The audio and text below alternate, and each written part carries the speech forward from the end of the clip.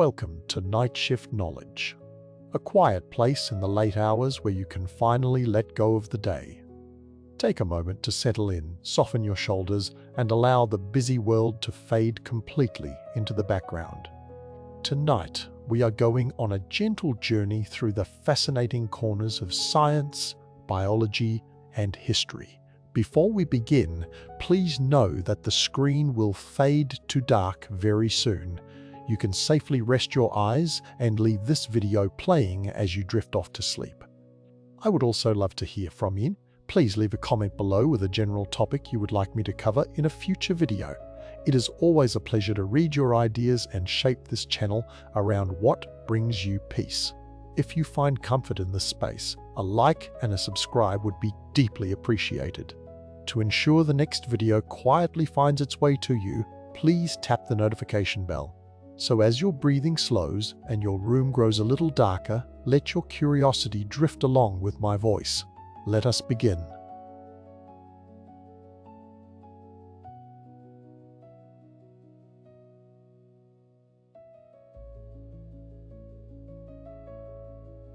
The impossible flight.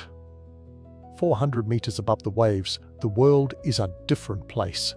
Here, the air is thin and cold, moving with a relentless, invisible force. A solitary silhouette cuts through the clouds. It has been here for days, perhaps weeks. It does not flap. It does not stall. It rides the currents, an engine of flesh and bone locked in a perpetual glide. For this creature, stopping is not an option. Down below, the ocean surface is a hostile, churning barrier. To land is to risk death. So it must remain aloft, eating on the wing, dodging storms, and crossing thousands of kilometers of open ocean without rest. But eventually, biology demands its due. Every animal with a central nervous system needs to sleep. It is a universal requirement, a physiological shutdown that leaves the body vulnerable and the mind unconscious. So we are left with a mystery that has baffled naturalists for centuries.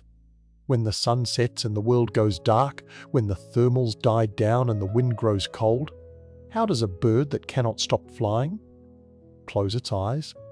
The great frigatebird is an evolutionary paradox. It is a bird of the ocean that is utterly helpless within it. Its anatomy is built for mastery of the air, but at a terrible cost. The skeleton is impossibly light, composed mostly of hollow, reinforced struts. The wings are vast, some spanning over 2 meters, designed to catch the faintest updraft of rising air. But these wings are not waterproof. Unlike ducks or gulls, the frigatebird lacks the oils that seal feathers against the sea. If it lands on the water, the plumage soaks up liquid like a sponge. The bird becomes heavy, dragged down by the very wings designed to lift it up.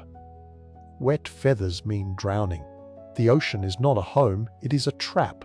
The sky is the only solid ground this bird knows. This anatomical prison forces the frigatebird into a life of aerial piracy. They are kleptoparasites, literally, parasites by theft. Because they cannot dive for fish, they must steal. They target other seabirds returning to their chicks with a meal. In mid-air acrobatics that defy physics, the frigatebird harasses its victim, grabbing its tail or shaking it violently until the victim panics and throws up the food it just caught. The frigatebird catches the falling meal before it can hit the surface. It is a high-risk, high-reward lifestyle that requires incredible agility and constant vigilance. But feeding is only half the battle. The true feat is endurance. Scientists have tracked frigatebirds riding tropical storms for weeks at a time, covering thousands of kilometers without ever touching a branch or a beach. The energy expenditure is immense. The brain, constantly processing visual data to maintain flight, is consuming fuel at a furious rate. In mammals, this level of sustained activity would lead to rapid exhaustion and a desperate, crashing need for sleep. Yet, the frigatebird does not crash. It continues. This impossibility is what drew Dr. Niels Rattenborg to the case. Rattenborg, a neuroscientist at the Max Planck Institute for Ornithology, has spent his career studying sleep in the most unlikely places. He has studied dolphins shutting down half their brains and ducks sleeping in dangerous environments with one eye open. But the frigatebird represents the ultimate challenge. It is the holy grail of sleep research. If Rattenborg can prove that these birds sleep while flying, he will confirm a biological capability previously thought to be impossible. The theory is simple.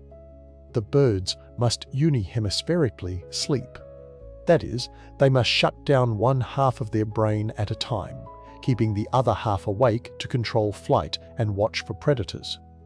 It is a trick used by some aquatic mammals, but never proven in a bird during sustained flight. But to prove it, you can't just watch. You have to see inside the skull. Rattenborg and his team developed a device small enough to fit on the head of a bird. An electroencephalogram, or EEG, designed to measure the electrical activity of the brain. The plan was audacious.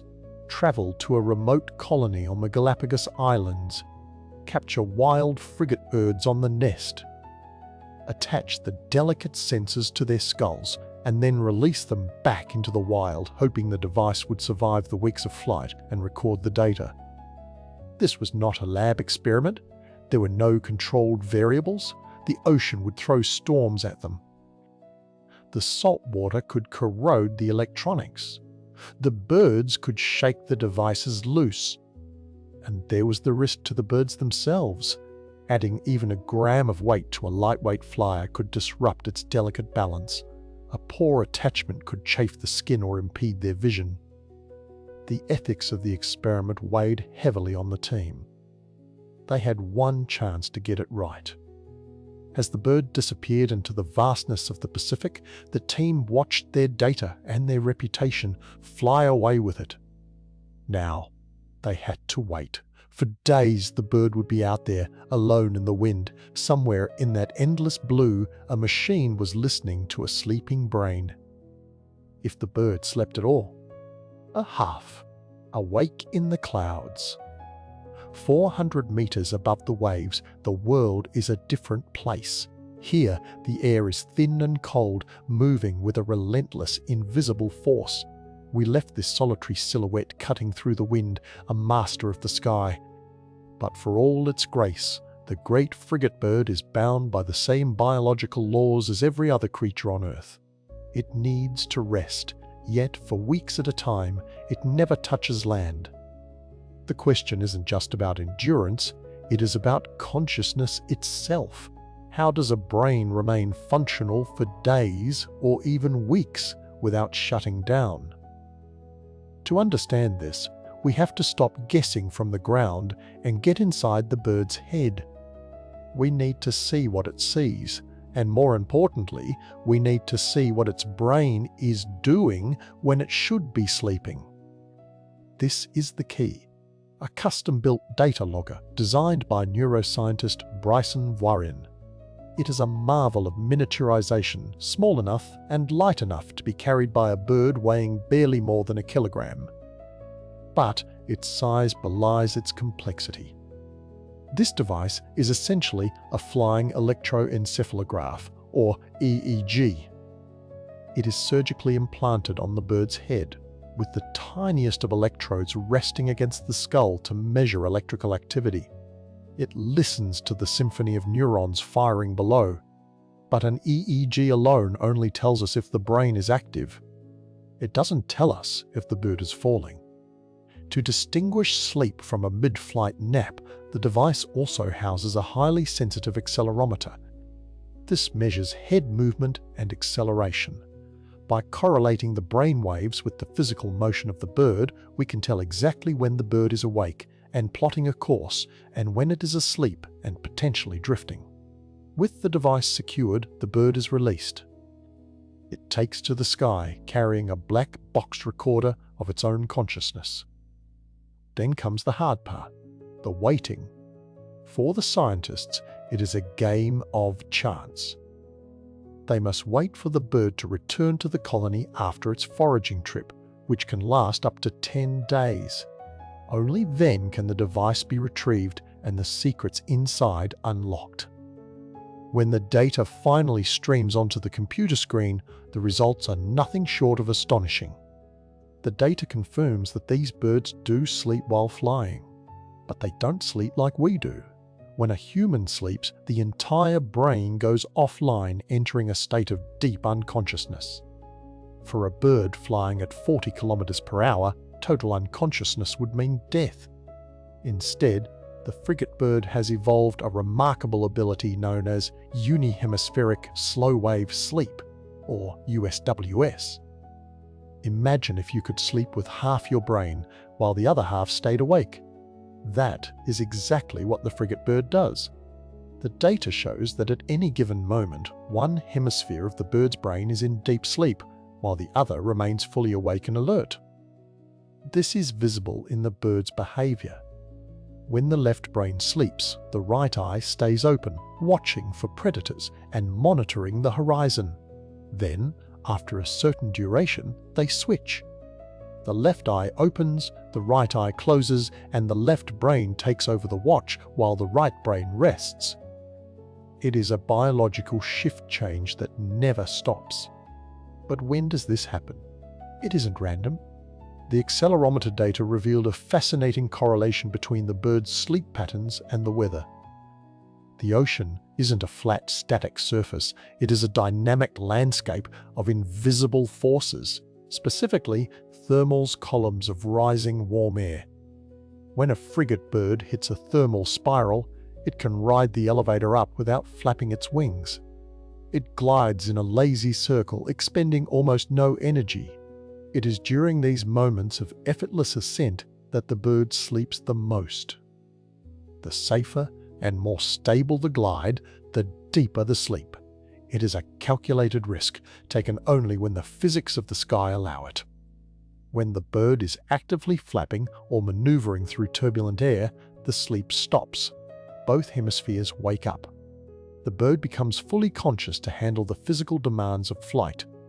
This piecemeal approach allows the frigatebird to accumulate sleep while on the wing, snatching minutes of rest here and there, totaling nearly an hour of sleep per day during flight. However, looking closer at the data, a stark anomaly appears. We have seen the slow-wave sleep, the deep, restorative rest that keeps the brain functioning. But there is another, critical stage of sleep missing from the record. It is the stage known as REM, or rapid eye movement sleep. In humans and most mammals, REM is where dreams happen. It is a chaotic state of high brain activity resembling wakefulness. But crucially, during REM sleep, the body enters a state of muscle atonia, a temporary paralysis of the voluntary muscles. This prevents us from acting out our dreams. For a bird that relies on flight to survive, paralysis is a death sentence. If a frigatebird entered REM sleep mid-air, its muscles would turn to jelly. It would lose the ability to generate lift and it would fall from the sky. The data shows that while in flight, REM sleep is virtually non-existent. This creates a dangerous physiological deficit. The bird can fly for weeks, sleeping in short bursts with half a brain, but it is completely starved of REM sleep. We know that in humans, REM deprivation leads to severe cognitive impairment, hallucinations, and even death. So, how does the frigatebird cope? The moment they land back at the nest, the crash is immediate. The frigatebird indulges in a recovery sleep that is profound. On land, they finally allow both hemispheres to sleep simultaneously. And here, the REM sleep kicks in with a vengeance. They sleep deeply, compensating for the weeks of deprivation in the sky. But the mystery remains. During those long stretches over the ocean, before they reach the safety of land, their brains are operating under a unique kind of stress. They are flying half awake, pushing the limits of neurobiology. If the brain is starving for REM, what is the psychological toll of these weeks-long flights? How does a mind function when it is forced to split itself in two just to survive? The answer lies deeper in the data, waiting to be decoded.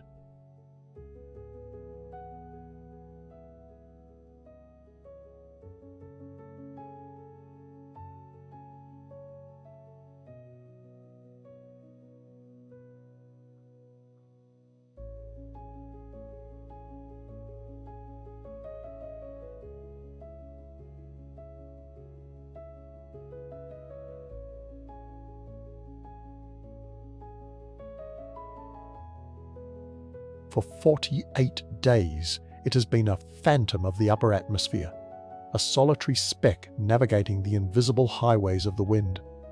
We left this master of the sky gliding effortlessly at 400 meters, defying the very need for rest. But biology is a relentless creditor. Even for a creature engineered for perfection, the debt must eventually be paid. The signals firing through its brain are no longer about navigation or hunting. They are a screaming demand for shutdown. The descent begins. It is not the graceful, soaring glide of an hour ago. This is a controlled fall, a heavy surrender to gravity as the bird angles its wings toward the distant silhouette of land. Below, the sanctuary awaits. A chaotic canopy of mangroves and personia trees rooted in the middle of the sea. This is the only place on Earth where the great frigatebird can truly cease. As it enters the treetops, the transformation is jarring. In the air, it is a ballerina. Here, it is a clumsy acrobat. Its long, scissor-like tail and massive wings become liabilities in the tight confines of the branches. It crash lands into a nest, a rough platform of twigs likely occupied by its mate or a hungry chick. There is no greeting ceremony, no social pleasantries. There is only exhaustion. Within moments of touching down, the frigatebird shuts down. But this sleep is not a simple flick of a switch. It is a biological emergency response. For weeks, it has survived on micronaps, snatching mere seconds of unihemispheric sleep on the wing, where one half of the brain stays awake to monitor the air currents while the other rests. Now, grounded and safe, the brain indulges in what it was starved of: intense, deep REM sleep. The kind of sleep where muscles atone and the mind processes the vast catalogue of sensory data gathered over the last month.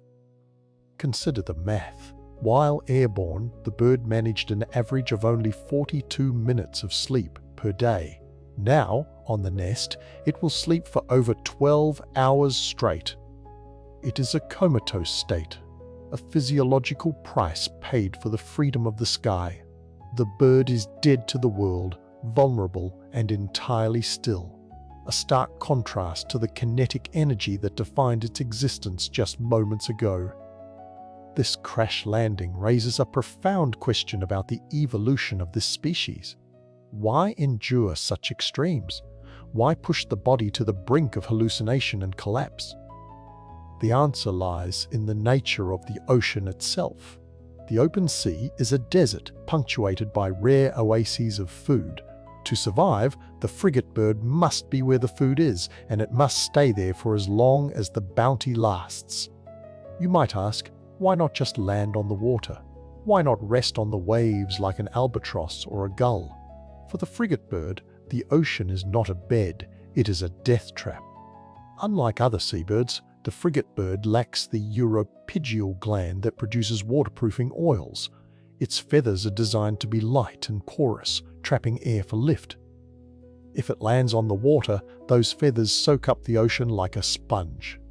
The bird becomes waterlogged, heavy, and unable to take off.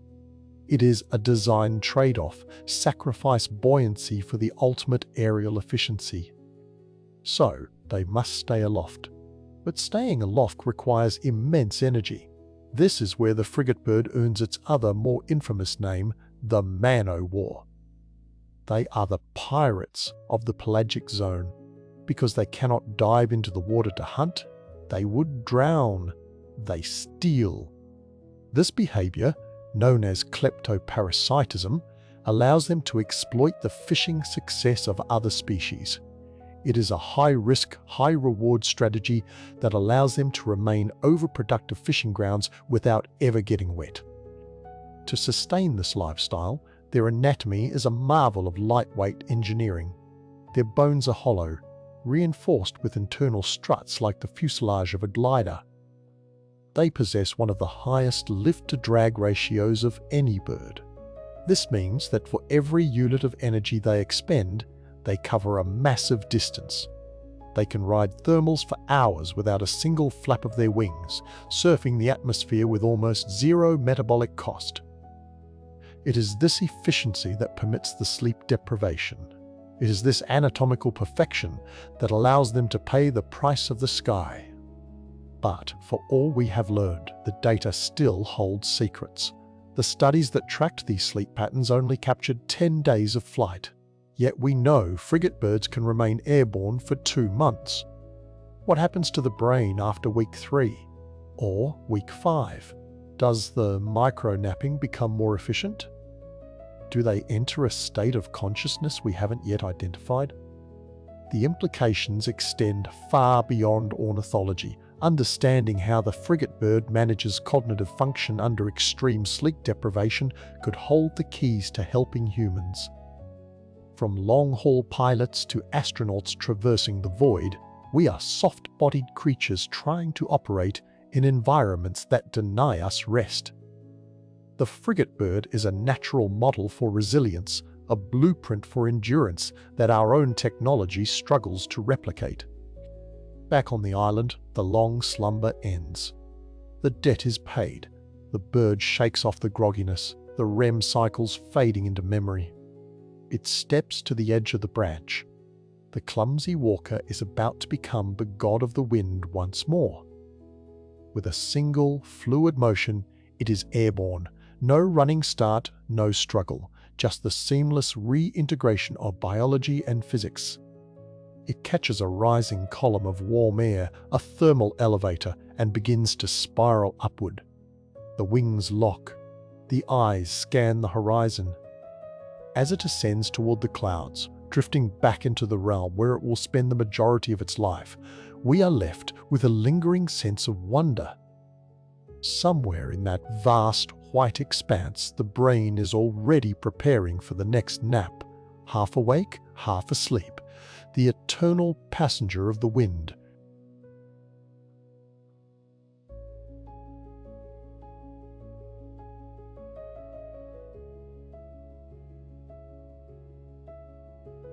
We have reached the end of tonight's topics, and it is time to let your mind completely unwind.